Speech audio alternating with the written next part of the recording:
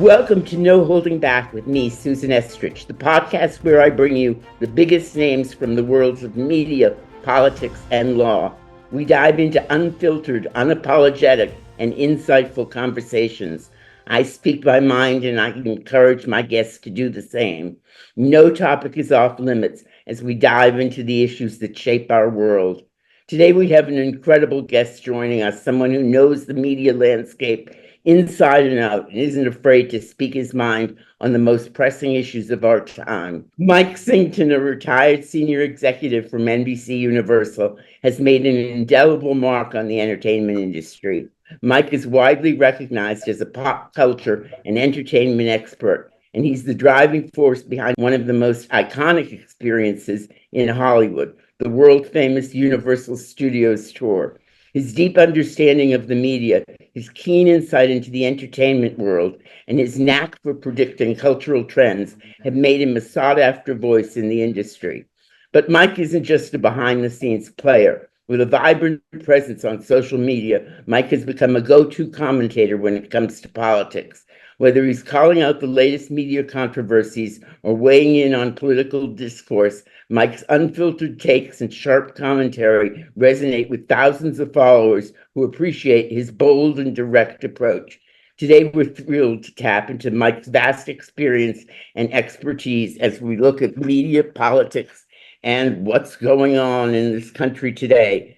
So without further ado, please join me in welcoming Mike Sington to No Holding Back. Mike, it's an honor to have you and a great week to talk about what's going on in media and politics. Thank you so much for coming on.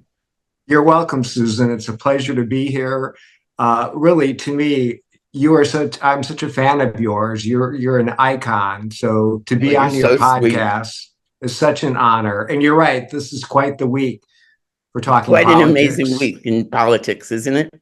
It sure is. It's stunning, actually. So let's get right into it. Let me get your take. 60 plus million viewers watched the debate the other night. And what did you think? Well, let me tell you a little bit about me and the history of debates. First of all, I have proudly watched every presidential debate and every primary debate for the parties for the past 30 years, either live or online. I've studied them all. I've watched them all. To me, it's the greatest reality show on earth. It's Survivor. You're right. Survivor on steroids.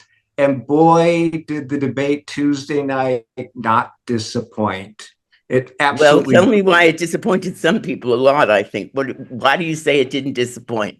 It blew me away. The debate performance Kamala Harris gave to me was the best debate performance I've ever seen. I thought she was masterful and so well prepared. In fact, if I was a parent, I would make my kids sit down and watch that entire debate as a lesson and how important it is to be prepared for life's big moments or even an exam at school. One of those candidates was prepared, one was not. That was striking to me, Mike, because I've done a lot of debate prep in my life. I've prepared candidates who've listened to me and candidates who have not listened to me. And I really believe in preparation. And there was Donald Trump saying that he didn't need to prepare in the traditional way, that he did his rallies and he did interviews with, media people every day. And that was his preparation. What's wrong with that approach? It's too casual and lackadaisical when you're trying out for the biggest job in the world. It just shows that he doesn't care. And it was evident if you watch the debate. On the other hand, people have been speaking about Kamala Harris's debate preparation. I mean, she went to great lengths, including a mock-up of what the stage set looked like with the lighting. She had one of her advisors playing the part of Donald Trump. In an interview I saw with him, he said he actually wore 3 layers of bronzer, had the long red tie and the boxy baggy suit to see if that would throw her. So she had rehearsed and she was prepared. She had the background materials at her fingertips. But it goes way beyond preparation. You either have the skill or you don't, to think on your feet, to quickly turn and pivot, to quickly bait the candidate, which she was absolutely amazing at. I mean, she took command of that debate from the moment she walked out on stage and she approached Donald Trump to shake hands with him and introduce herself.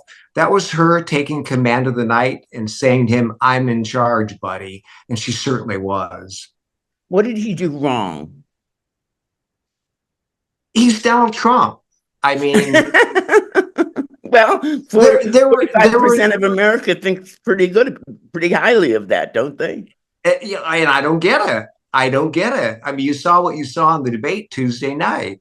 He came out and he was angry. He was yelling. He was stammering. He was not well spoken. He was going into the rabbit hole of conspiracy theories. This gentleman wants to be president of the United States once again. I mean, the contrast between the two of them was shocking in my viewpoint. Well, how much should we make of performance? You know, you and I talk about performance, and you're a media expert. And I guess the question is, she was better prepared, she performed better, but does that mean she'll be a better president? Not necessarily, but I think that's going to help catapult her to a victory because performance is important, appearance is important.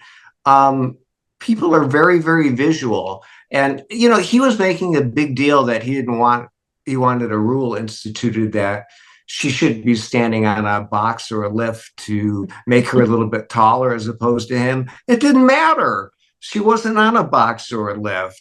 As I said, she took command of the stage. And you look at the two, you know, everyone was criticizing President Biden for being too old. And you saw the stark contrast of her versus him. And he looked so old and decrepit and out of shape. And he just came across as an angry old man. So, no, performance isn't everything when it comes to actually being the president, but that's going to help get you the job. That's for sure. Maybe it shouldn't be that way, but that's just the way it is. I mean, as you mentioned, I come from a media and entertainment background, and that's the business that we're in. And we know that's what people buy, and that moves opinions and attitudes. Donald Trump has a lot more experience on television than she does. I mean, I never watched The Apprentice, I'll be honest. I was not an Apprentice fan. But he spent years in front of a television camera and understands, I would think, that there's a difference, and maybe you can help explain it to folks, between how you handle a rally with thousands of people there and what you do when you're coming into my living room when I'm sitting there, you know, having a Coca-Cola and watching TV in my own living room. And yet he didn't seem to get that difference at all. He was yelling as if he was at a rally. What was going on? Did he just not understand? Well, first of all, you're right. He is a performer and he is an entertainer, and he is very entertaining. If you watch one of his rally, if you mentioned you weren't a fan of The Apprentice, I happen to enjoy the show. It's produced by NBC Universal, Mm-hmm. so I would often watch it, and I found it very interesting. I would learn little business and corporate tips like how to work as part of a team and things like that. He was very funny and entertaining, but a lot of his lines in the boardroom were scripted for him. So he has kind of an overinflated feeling about himself as far as being an entertainer goes. He thinks he's more of a performer than he really is. But you can get in front of a rally crowd of 10, 12, 15,000 people, and those are people that are there to hear what you have to say, and they're there to eat up what you have to say. And I think it probably gives him a false sense of security.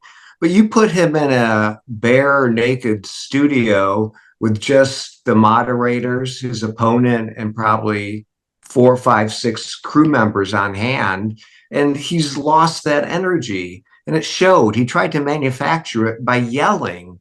Yelling isn't engagement or enthusiasm or passion. It's a turnoff to people who are sitting in their living rooms drinking their Coke, as you mentioned, or in his case, it would have been a Diet Coke. My case too, I have to admit. Tell me something though. You know, he came into this debate, he came in confident, And before the debate was half over, he was attacking the moderators and afterwards saying that ABC should be shut down and all of that. What did you think of the moderators of this debate?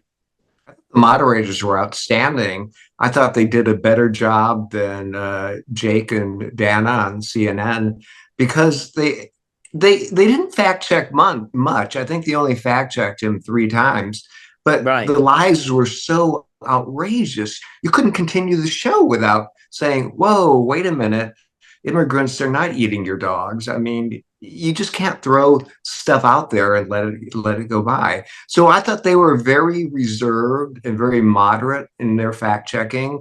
They used it very judiciously, and I thought they did a fine job. I mean, they kept their cool. He kind of went after them a little bit as well, and they didn't let it get under their skin. They just moved on to the next question. So I thought they did a great job, and I commend ABC News for how they handled him and the entire debate. What do you make of the argument? I happened to be in a restaurant last night and they had Fox News on. And I was sort of stunned because I was just reading the subheads and they were attacking the moderators and saying how the moderators didn't fact check Kamala and that was unfair. What do you make of that criticism? It's not valid at all. It's not just Fox News attacking the moderators. I mean, Donald Trump is running around on every appearance saying he won the debate. He won the debate based on these nonsensical polls that he's throwing out there. He doesn't mention where the polls are from or who's taken the polls. He's just throwing out numbers of how he won the debate by 88, 82, 93, 94 percentage points without even crediting who's taking the poll. And then in addition to that, he's blaming the moderators. He's claiming on various television appearances and on the radio that it was stacked against him, that it was him 3 against 1, meaning Three the two against one. moderators and Kamala Harris against him. And that once you start blaming the refs, you know you lost the competition. I mean, it's obvious, So but true. that's Donald Trump. All he does is play the victim and blame others. He doesn't take responsibility for anything he does that's wrong or an error. He just boasts about what he's done and blames everyone else for everything else that goes badly in his life. It's a really tiring old playbook, as Kamala Harris has mentioned. But why does it work so well, Mike? One of the questions, Hillary called his supporters deplorable, which I thought was a terrible mistake, to be perfectly honest, on a political basis. You need some of those deplorables to vote for you. And obviously, there are well meaning people in this country, and that just plays into the divisiveness and polarization. But what do you make of the fact that so many Americans, I mean, 45% of the electorate, is committed to supporting this man? And there are those of us who sit there like me who just shake their heads and we don't get it. I can see why he has so much support. A huge swath of the country feels disenfranchised. And he came on the scene, it's been what, 8 or 9 years now, Mm-hmm. kind of being the voice of that forgotten man and that forgotten woman. And people related to that. And they knew him from The Apprentice and they looked at him as a successful business person. He was successful to some extent, but not to how he promoted on that show and how he speaks about himself. So I can understand why people attach themselves to him, that he's kind of in it for them. But if you really dig down deep and you go beyond the media silo that you're in of right-wing media and certain people on social media and listen to different voices, you'll see that what he's selling, people are buying, but what he's selling really isn't legitimate. So people, want to be reinforced in their viewpoints, and he does that for them. I hate to admit this, but I will on your show. I often tune into Fox News just to I see. worked for them for 20 years. You can admit it to me. I was the House liberal until I represented Roger Ailes. And then, that was the end of my career on Fox News. Roger Ailes was a very close friend of mine, and I think a genius in terms of television. Yes, So definitely, definitely. But it's I think it would be helpful if more liberal people kind of open their minds to what's going on the other side of the political spectrum. So, I mean, you can I can see why he draws so many people into his tent, but he can't expand that tent. He's always running at 46, 47, 48%, but never in his political career has it ever gotten any higher than that. he doesn't get to 50%. That's always the scary part. If I were a Trump person, what does he do now? I mean, how does he do they do a second debate? What's your view on that? Well, he's already kind of chickening out of doing a second debate. He's claiming he was so victorious in the his first debate with her. Why does he need to do a second one? And he's claiming she's only calling her campaign's only calling for a second debate because she lost that debate like a fighter in a ring.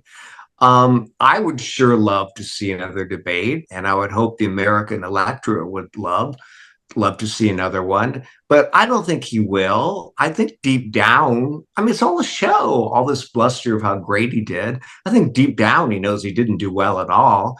His advisors are telling people like Maggie Haberman that he bombed that debate, I and know. they're a little upset that he's not facing the reality of it. So I think his advisors will try to prevent him from doing another debate.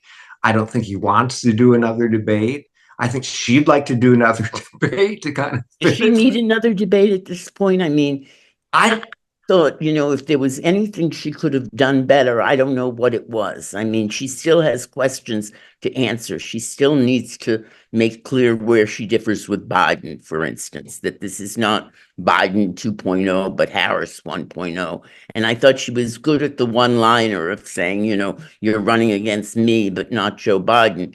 But I thought if there was one legitimate criticism of the moderators, it was that they didn't push her harder on, tell us where you disagree. I remember I used to work for Fritz Mondale years ago, and he stumbled on the question. I'm sure you saw this debate of, tell me where you disagree with organized labor, and he just couldn't come up with anything. Um, should they have pushed her harder on that? And does she need to explain that more, or can she continue to go with the line of I'm Kamala Harris, I'm not Joe Biden? No, I'll tell you what she needs to do. I don't think she needs to do another debate. I think what she needs to do now is a 90-minute live, not taped, town hall with a moderator and an audience. The moderator and audience members asking her questions without Donald Trump there for a full 90 minutes, because I think you're right. She's not talking enough about the issues and what she would do and what her plans would be, but she hasn't given the press much of the opportunity to do that. So the debate has kind of been done now, and you know what, will it help her, will it catapult her to victory? I don't know. I've been shocked and surprised so many times with this campaign. I mean, who would have saw what was coming with President Biden, and so many other things, the assassination attempt on former President Trump. I mean, you can't predict anything, not with this year's presidential campaign, but I think she should put the debate behind her. We'll see if it helps. We haven't done any polling since the debate. So, but I thought her polls would skyrocket after the Democratic convention.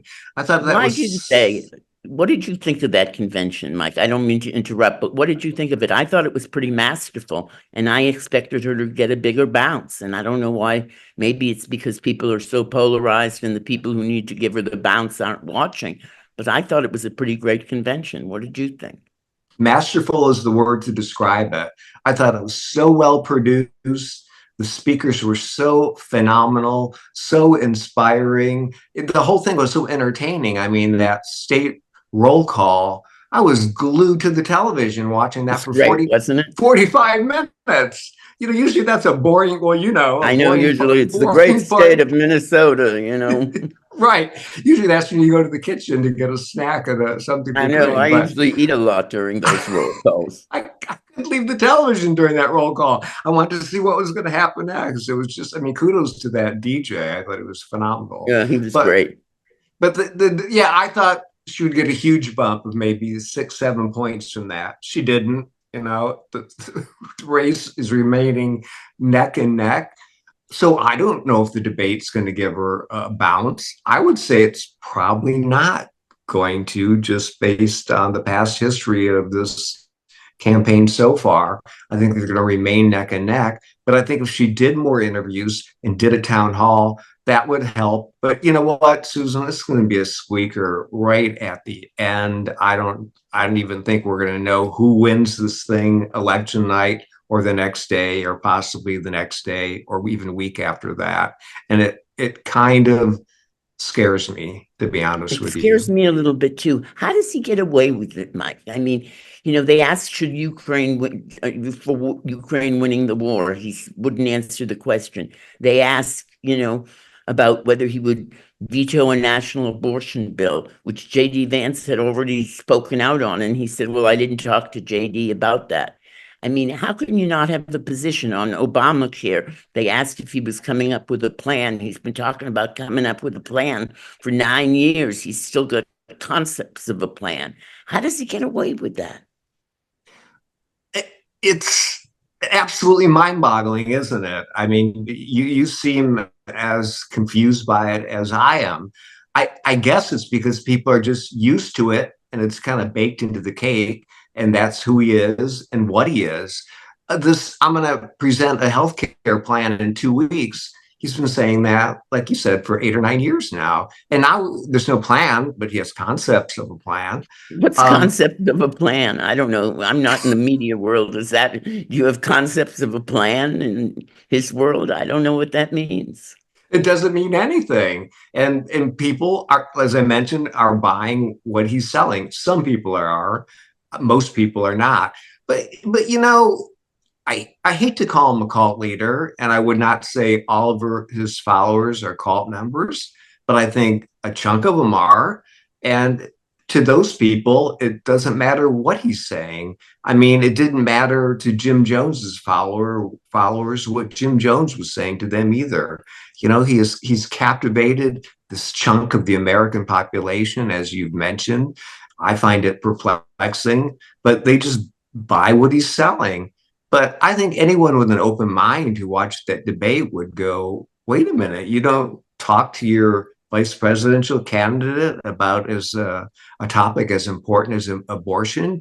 You would think he would have been vetted on that topic. He would have been interviewed on that topic. And Donald Trump doesn't know. Well, I don't believe Donald Trump. First of all, I think they have spoken about it, or at least Of course. if his campaign members have spoken to JD Vance Of about course. it.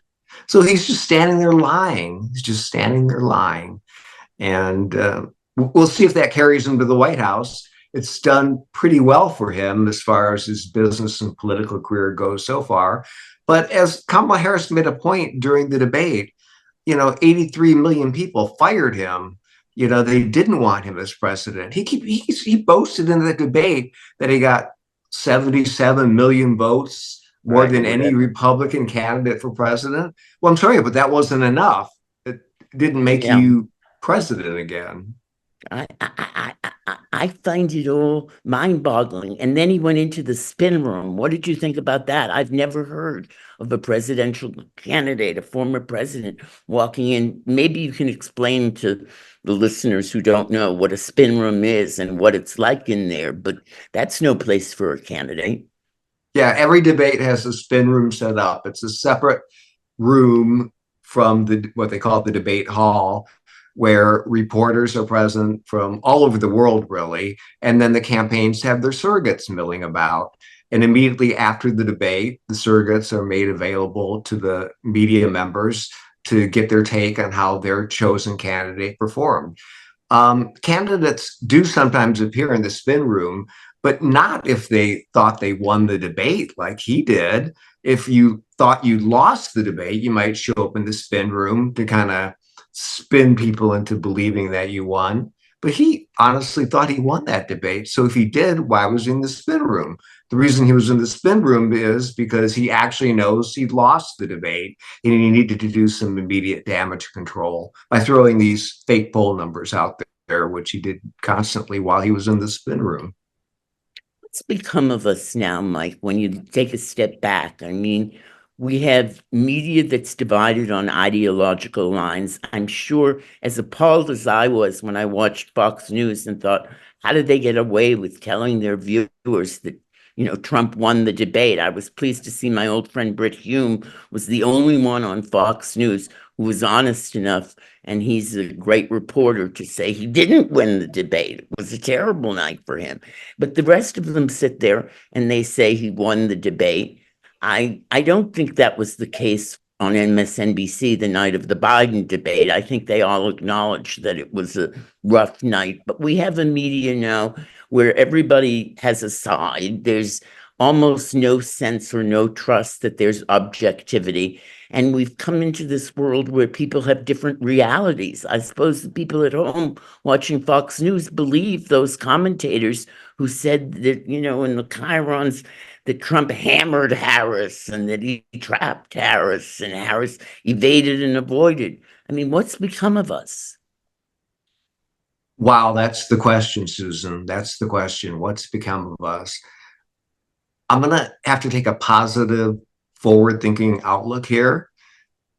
I think we're all going to be fine with the right leader, the right person holding the office of president come January of next year. As I mentioned, we're all in our silos, and I'm urging people watching this podcast to open your minds to look at alternative sources of news. I'm not giving up hope on the American electorate. I'm not giving up hope on Trump supporters. I think someone like Kamala Harris truly believes she could be president for all the people and not just the people that supported her. And I wish everyone would just listen to her, observe her, read about her in other sources besides Fox News and other right-wing media, like, well, I could name them, but I won't. And so certain social media influencers. But you sound despondent, Susan. It's kind of Well, breaking. I was enthusiastic about her performance, but I am a little troubled by the notion that it's not going to make that both you and I agree that we're still in a very close race. I keep saying to myself, how can this be a very close race? If I watch, usually, I mean, look, I ran against George Bush, George H.W. Bush, George W. Bush. I ran against McCain. I ran against Romney. I ran against Reagan, for goodness sakes. And I wasn't afraid of any of those men. I mean, I didn't say if my candidate doesn't win, it's a danger for this country. I thought my candidate was better. I agreed with him on more policy issues, but I didn't think he was a dangerous force. And I look at Trump and the way he talks and the way he doesn't like ABC, so he's going to cut off a network. I mean, what kind of thing is that for a president of the United States to say? Who says I'm going to lock up all the people who supported my opponent? I mean, this is just crazy talk. And yet he's still commanding 48%, 47% of the electorate. So I guess I'm a little confused and disheartened by the extent of polarization in this country and the willingness to accept as a leader somebody who doesn't talk like a leader at all. This is not, as we used to say, presidential. It's not. It's not presidential. It's not the norm. It's nuts. It's crazy. Um, it's an extreme that I never thought I would see in my lifetime, and it's disheartening to me as well. But I just have more faith in America as a country and the people that live in America. And I mean, the way he talks, how you describe that he talks is accurate and right on. And that's how a dictator talks. He's going to put a news organization out of business because they don't agree with him. He's going to go after and prosecute and lock his political opponents and people that are going to cheat on the upcoming election, although there's no evidence that that's going to happen whatsoever. So it's the talk of a dictator. And I don't think America is going to allow that to happen. I think we have a past and we have a tradition of always thinking of the country first and what's best for the country. And I think the majority of Americans think what's best for the country in this instance, and it's a binary choice, it's Donald Trump or Kamala Harris. They're going to go with Kamala Harris. And I'm putting my trust and my faith in the American people. I feel just as combobulated as you do about why is he drawing so much support? I mean, as we both said, it's mind-boggling. Um, but these people are being encouraged by these wacky right-wing social influencers and YouTube stars and TikTok influencers and so much media out there beyond the mainstream media landscape that I kind of grew up with, and you did as well, I'm Sure. presuming. And we have to take that into account, that it's out there and it's kind of getting to the minds of a huge portion of the electorate, but not the majority of them. The majority of the American people, I think, will make the right choice. So I'm urging Hopeful. you, and everyone watching and listening to put their hope there. Let me ask you one last question because it's wonderful fun talking to you and we're running out of time. But what about social media? I saw a poll the other day or a study that said that for the first time, more Americans are getting their news from the internet and from social media than from watching. It used to be ABC, CBS, and NBC. Now we've got, CNN and Fox News and the rest. But, the fact that there was Donald Trump spewing a rumor from social media about people, about Haitians eating cats and dogs, and this has been reported by no one, it has no reliable sources, and yet it was a phenomenon on social media that made its way into a presidential debate. What about social media and its influence in this campaign? And how do you ensure that there's any integrity in any truth in what you're seeing in social media? It's stunning. When I grew up, I remember there were three networks: CBS, NBC, and ABC, and that was it. There was no Right. cable news. There was no social media. There was no internet. So you got your news from Walter Cronkite, usually on CBS, and everyone was having the same news source. And that the news that he and the other anchors were giving was vetted, and that news had news editors behind it. And if they made a mistake, they corrected it later in the broadcast or on the next evening's show.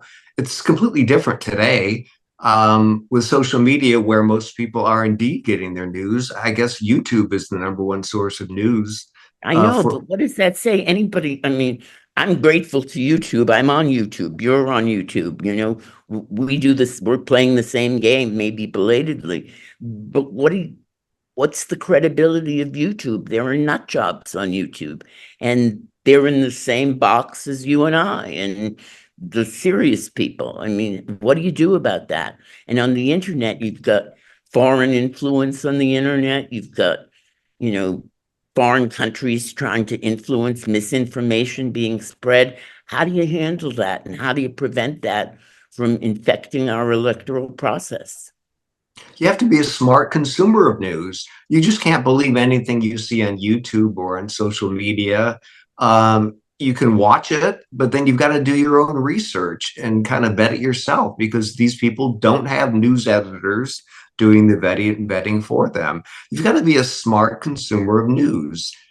So when you see something and you read something about Haitian immigrants eating people's pets in Springfield, Ohio, that should kind of set up a red flag. And you should think, maybe I should look into this, see if the police department in Springfield has made a statement on this, or the city manager, or last night, the governor of Ohio even addressed it. They're all debunking it. And for Donald Trump, who hangs out with right wing, I'll call them lunatics, one who was cited on his campaign plane when he arrived for the debate in Philadelphia, they're feeding him this junk, and then he's spewing it on a national debate stage for the presidency of the United States. It's absolutely ridiculous and outrageous. And people just have to be smarter about what they're buying on the internet and what he's saying in his public forums, like a presidential debate. You just have to be careful. You have to do, it's up to you. And I'm talking to the American electorate and voter and consumer of news. It's up to you to do your own vetting. Don't just buy what your neighbor says on Facebook or your friend says on X. Check into it. There are a lot of legitimate news sources out there. If you do a little research, you can find out what they are. See what they have to say about it before you repost it. Mike, let me ask you one last question. What should I have asked you? What have I missed? What are you thinking about going forward? What's your prediction for this election? I predict it's going to be really, really close, but I predict Kamala Harris is going to win. But I'm going to add a caveat to that. I would not be surprised if Donald Trump wins. And that's going to shake some people up that I said that. Yeah, it shakes me up a little bit too. I can see it happening. So I'm urging viewers not to be shocked if that does happen. But I can see it happening. There's been too many surprises in this election cycle. You, better than anyone, knows that. It's stunning to me, absolutely stunning to me. So I'm watching every day. I'm trying to take it all in. I'm choosing my news sources carefully. I'm trying to open my mind and look at alternative news sources to see what else is out there. I already know how I'm going to vote. I don't think that's going to change. It's pretty hard to change that decision at this point. And I'm urging everyone else to do their research and to be judicious with their news sources and what they say and what they post.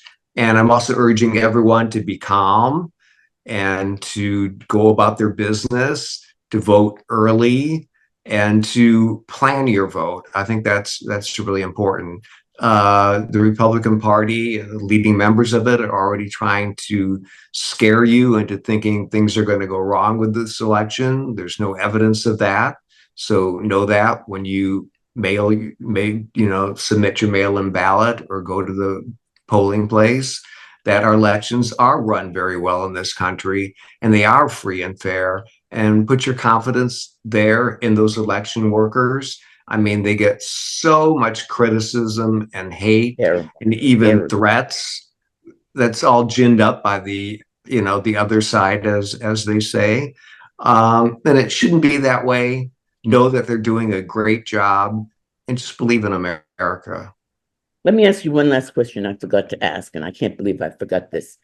You're a media expert. Taylor Swift, she came out, they put the false AI thing on Trump's website that she had endorsed him.